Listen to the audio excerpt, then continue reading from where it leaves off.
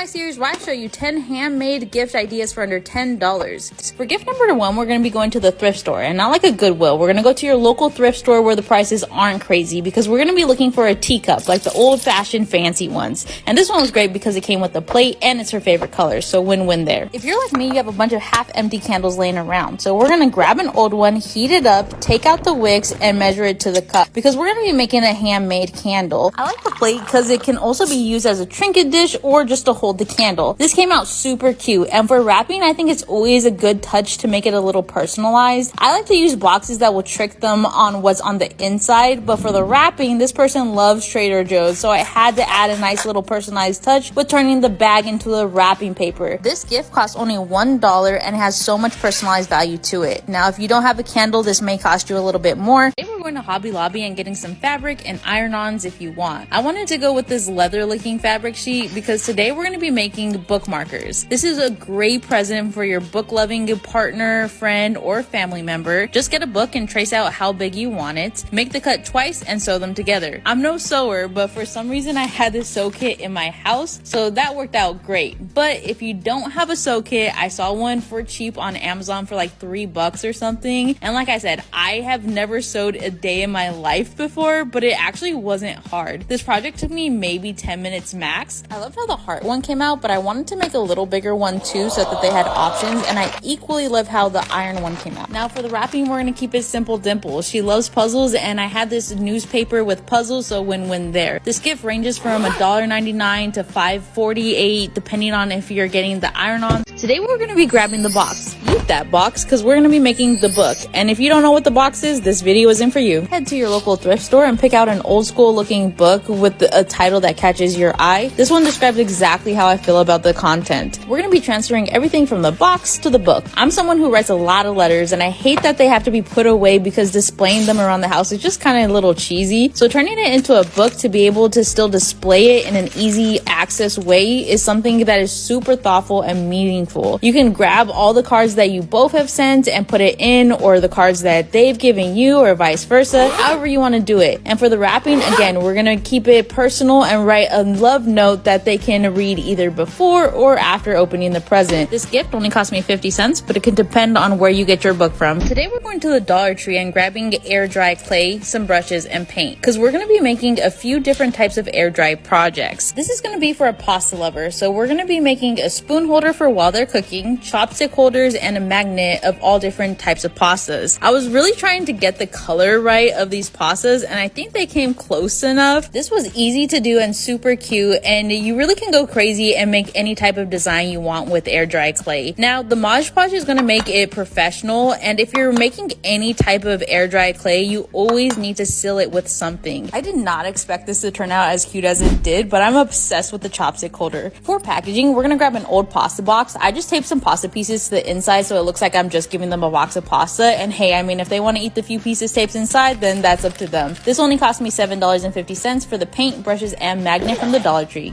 Today we're heading to Hobby Lobby and getting these mini sketchbooks and markers, and the bonus is that they're 40% off. This is why I love this place. Now today we're going to be making a recipe book. I spent countless hours on TikTok to find the best baking recipes because this person is a baker. So I narrowed it down to 12 so that they have something new to bake each month. I know myself and I like to cook, but I get overwhelmed with all the options out there. So hopefully this book will take out the overwhelmingness for them and inspire them to keep baking. I created a QR code that will take them to the link on the instructions on how to bake it. For the wrapping, I used what I had left over of the Trader Joe's bag and just drew some desserts on there. And if I'm being honest with you guys, I actually hated the wrapping and I'll probably redo it when I have more time. Today's gift costs $8, but you get 4 books, so you can make this for 4 different people. Today we're going to Michael's and getting these wood coasters, and then heading to Dollar Tree to get some Mod Podge, because today we're making custom coasters. You want to print out pictures that you want to put them on, and if you use text, make sure to invert it so that it's readable in transfer. If you don't have a printer, then head to FedEx. It's like 50 cents or something to print there. You want to put a layer of Mod Podge, then put your picture on, and make sure you really push it down and take out all the air bubbles, then another layer of Mod Podge and let it dry for almost 24 hours. Then gently remove the Mod Podge. You'll need water and either a towel or your fingers. Because I thought a towel would be too rough, I just went with my fingers. And you just want to go nice and gentle and slow. The faster you go, the more error can occur. After you get get off all the glue, add another layer of Mod Podge to seal it up, and then you get these cute looking coasters. I made these for myself because this is the first time I was doing it and I didn't know how they were going to turn out. For wrapping, I'm throwing these in my stocking. This cost me $4.25. Today we're going to Dollar Tree and getting this journal and a Sharpie. I was hoping to find a white Sharpie, but this will do because we're going to be making a custom journal. Pro tip, try to get a journal without the velvet front. Anyways, I wanted to draw something a little bit darker on the front. That's why I included all the emotions in those words, because to be honest, when you're journaling, it's not just about all the happy sunshine moments, but sometimes it's dark and depressing.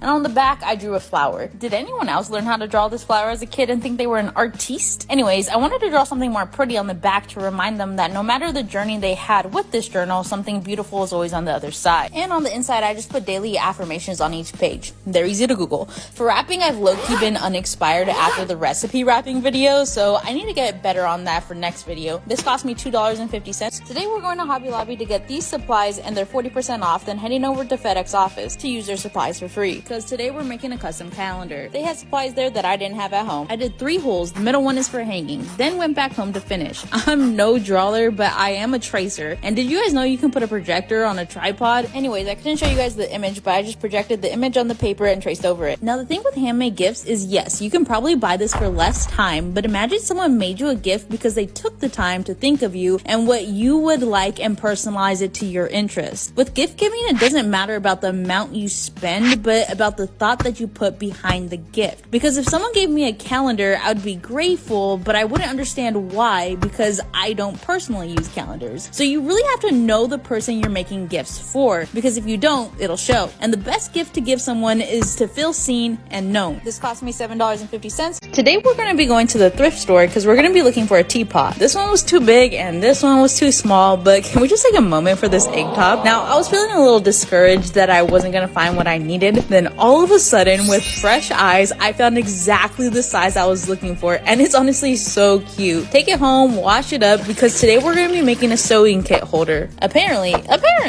y'all remember that kid? Anyways, whoever's sewing kit this was before DIY'd this pad of their own, so I DIY'd it better. If y'all have been here, then you know that I found this sewing kit in my house and remembered why I had this sewing kit. Because fun fact, I used to own a furniture business and the sewing kit was actually my business partner, so mystery solved. Anyways, imagine making this for your grandma, mom, crafty, quirky friend that loves to sew, and then they pull this out. I would die of cuteness overload. This cost me $1.99. Today we're going to Hobby Lobby and getting this hat or any piece of clothing that you want to make this with, and then we're going to get the letters N, K, and E iron-ons, and then any pin. Do you guys remember when it was that trend to make your own custom Nike gear? Well, that's what we're going to be doing today. But instead of making the I an iron-on replacement, we're going to be using a pin, because then this could be an ongoing gift that you continue to give them new pins to switch up the look or switch up how they feel. I like this idea of being able to consistently swap out the pin. There's iron-on instructions, so use them. I'm more of a do the project and then read the instructions kind of person, just to make sure I did it right, and half the time I didn't, but the project still came out as intended. And to be honest, I really love how this turned out. This person loves Dunkin'. That's why we went with this cute little Dunkin' bag. This gift cost me $8.50. Check out my last 9 videos for more gift ideas. And happy holidays, everyone.